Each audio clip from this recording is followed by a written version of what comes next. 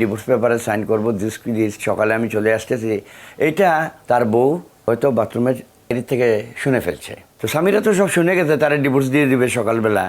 সে দু একজনরে হয়তো ফোনে বলছে তার লোকজনরে, আমাকে তো সকালে সে পেপারে সাইন করে সে সিলেট যাবে, তার মামার সাথে কথা বলছে। তখন কেউ না কেউ বলছে হয়তো যে আমি লোক পাঠাচ্ছি, দরজা খুলে দিও। ঘটনা কিচ্ছা এখানেই শেষ। স্বামীরা দরজা খুলে দেয়। মোহাম্মদ ভাই, সামিরা, রুসি, ডন, ডেভিড, জাভেদ, ফারুক, মুস্তাক, আমরা সবাই একত্রিতভাবে বাসায় যাই।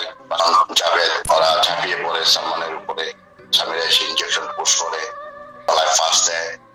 ও যখন অজ্ঞান হয়ে পড়ে তখন ওরা তিনজন সালমান, ইমনকে ফ্যানে ঝুলিয়ে। এরপরে আমরা ওইখানে ড্রিঙ্ক করি, চা সিগারেট সবসময় চলতেছিল। সালমান শাহ যে ব্র্যান্ডের সিগারেট খায় সেই ব্র্যান্ডের সিগারেট রুমে ছিল না, অন্য ব্র্যান্ডের সিগারেট রুমে ছিল। প্রথমে রশিটা মাপা হলো, দেখা গেল যে সালমান শাহ যতটুকু লম্বা, আর যেখানে কাটা হয়েছে গলার ফাঁসির দাগ, সালমান শাহর পা এসে মাটিতে লেগে যায়।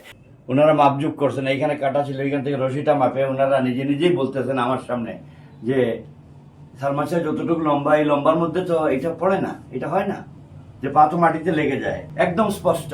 এটা প্লাস্টিকের ক্যাপ ফ্যানের উপরে একটা মানুষ ঝুললে এটা পট করে ফেটে যাওয়ার কথা। দেখেন রশি কাটার নমুনা, হ্যাঁ, একটা ঝুলন্ত মানুষকে যদি এইভাবে কাটা হয় রশি, তাহলে রশিটা কুচকায় যাবে। সামিরা বলছে সে নাকি বটিদা দিয়ে এই রশি কাটে সালমান শাহকে নামাইছে।